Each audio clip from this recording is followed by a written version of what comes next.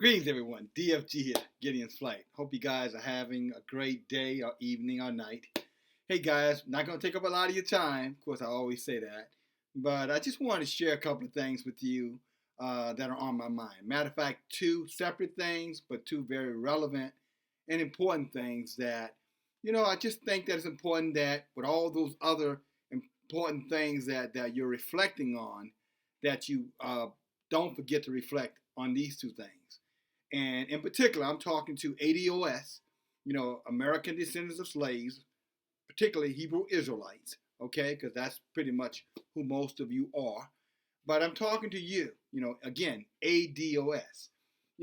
President Obama has come out just recently, and as you know, he's making, his rounds now. He's being a lot more vocal than he has been since his administration ended in, 2016. And, of course, he wants to stick his two pennies into, what goes on in terms of, what is reparations and, how, that America needs to be reconciled before we get reparations, and all of this kind of gibberish, for lack of a better word, rhetoric, and things that, quite frankly, they're not pertaining to him. He's putting his nose into things that do not pertain to him.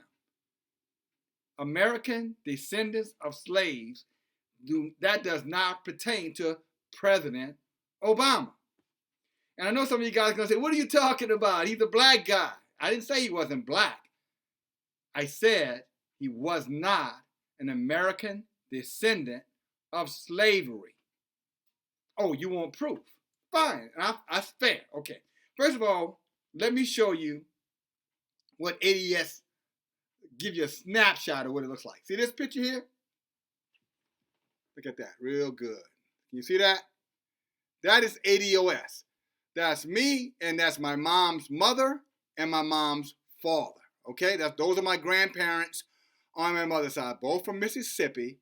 Both grew up on farms, and their ancestors were on plantations. Okay, all right. Here is Barack Obama. And these are his mom's parents, his grandmother and his grandfather. Okay? Do you notice something peculiar here? Okay? Again, me and my grandparents, my mother's mother, my mother's father. Barack Obama, his mother's mother and his mother's, again, father. You can hardly see them because they're damn near pale white. He's not ADOS, and his father's from Kenya, so absolutely he wouldn't qualify as ADOS. His father was first generation, well, many generations Kenya. I don't even know if he ever became an American citizen. I know he went to school here. Okay, that's where he met, Obama's white mother, and as you just saw, white grandparents. So what am I saying? That he does not have a horse in our race. And therefore, he has no right to tell us how that race gets run. Okay? And I just wanted to give you that. Because a lot of you guys, I don't know if you're critical thinking enough to recognize, well, why is this guy jumping in all of a sudden? Is he here to help you? Is he here to lead you and guide you? No, he's here to be a distraction. That's what he's here for. He's here to create a divide or a division to get our minds off of reparations. And we don't need our minds off of reparations behind, quite frankly, a false flag black man. Now, I don't know where that came from. I call Barack Obama a false flag black man. Okay? He's if anything, he's one generation black. And that's who he is. Mom and dad were not black people, or not first generation blacks here. So he's first generation black. Now, I've taken way too much time on that. But when Obama starts talking, I'm asking that you guys give a deaf ear to what he's talking about, because he's not concerned about your issues, our issues, because they're not his issues, never have been, nor will they ever be. Okay? All right. Now let's move it right along. Hey, guys, I want to move on to the next thing here. And I want to talk about, it's something in terms of This is really important because with this new world that's being forced on us as far as culture, this cultural intrusion, this cultural inclusion. I want you to give you something to my Hebrew Israelite sisters and brothers. You know, I always reference the book because the book is our best guide to what way we should be going as it is expected of us by, Yahuwah, okay? Or the Rahuk, HaKadosh, the spirit. So you know what I'm talking about, okay? But I'm going to start you here with, first of all, I'm going to read off this statement to you. And I'll tell you why it's important. I'll give you some biblical narrative to go along with this. Kill the mind, but keep the body strong. That was a slave term. You know what I'm saying? That was a European term when they wanted to indoctrinate slaves. They wanted to kill the mind, but keep their body strong. Same thing with the Native Americans. They wanted to kill the Indian, you know what I'm saying, but save the man. Kill the Indian and save the man. In other words, destroy the soul, and then you can control the body.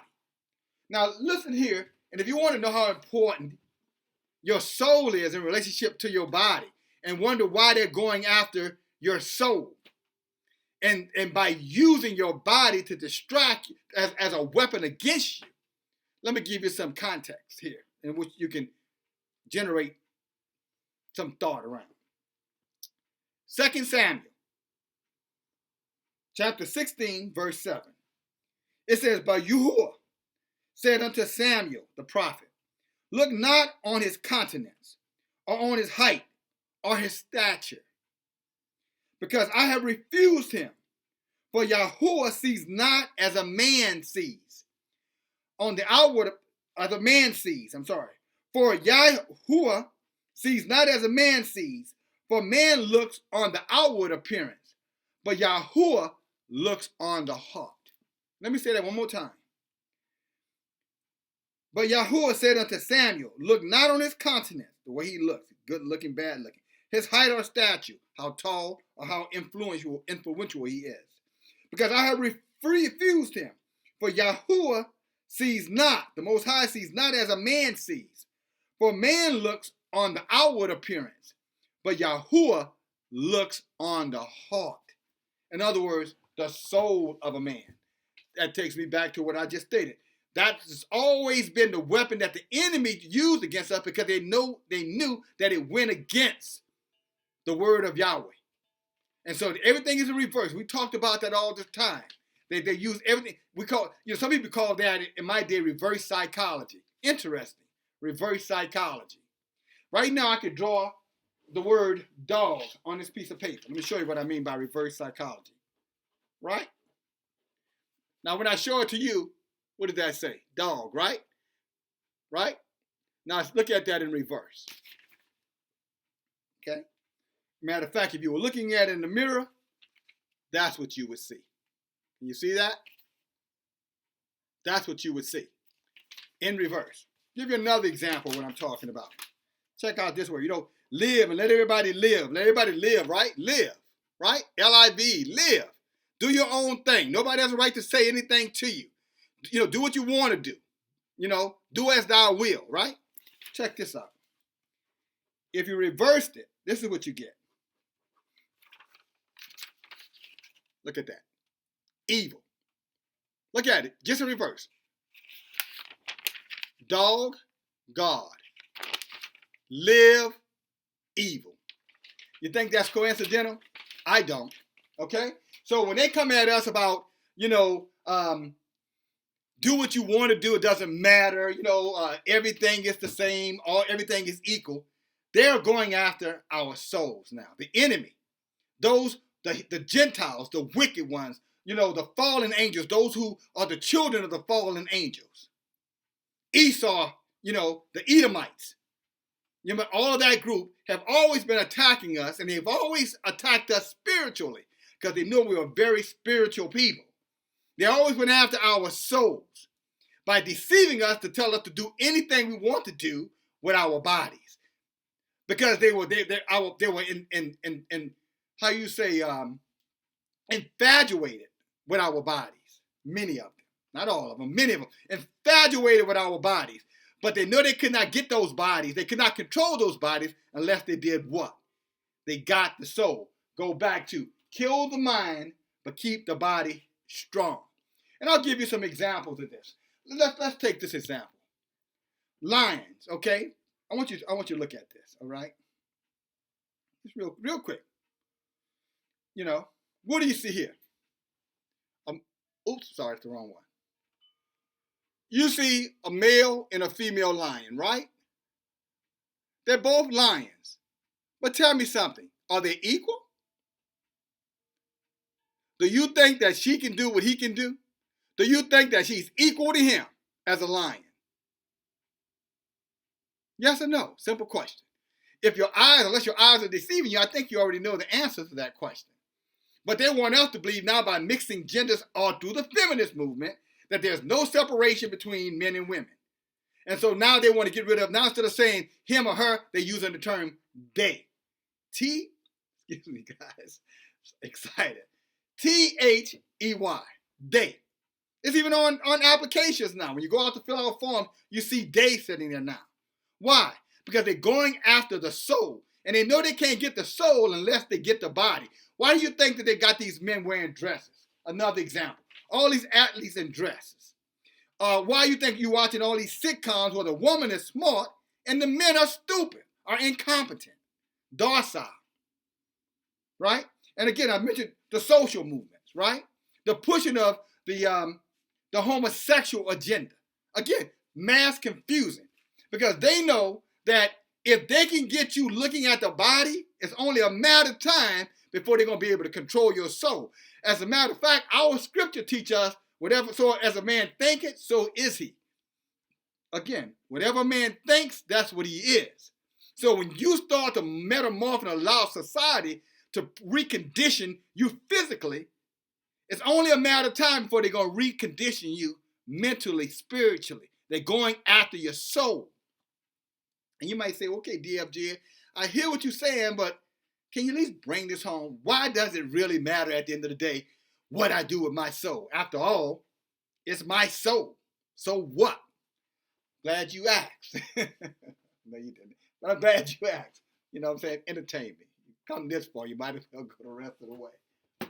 Matthew, chapter 20. Matthew, the Gospel of Matthew, chapter 10, verse 28. Look what it says. Let me see how we look here. Good. It says clear, Matthew 10 and 28. Fear not them which can kill the body, but are not able to kill the soul.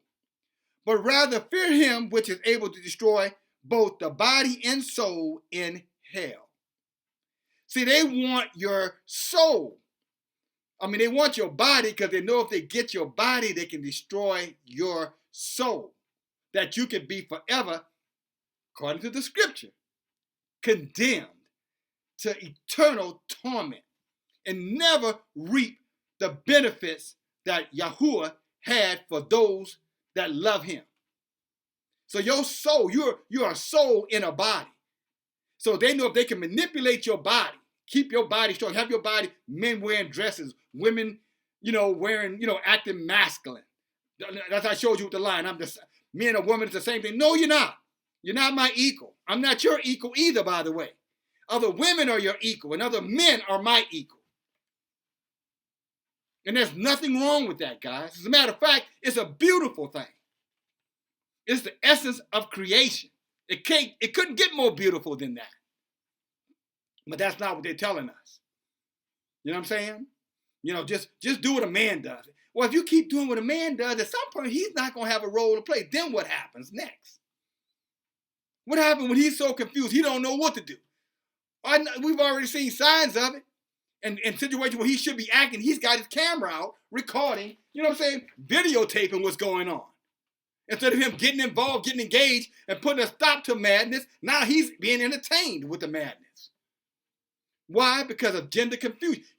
His soul doesn't even know it's a man anymore because of social engineering that's being perpetuated by ignorance. So guys, kill the mind, but keep the body strong. No, the hell with that. Keep the soul strong. Thank you, guys.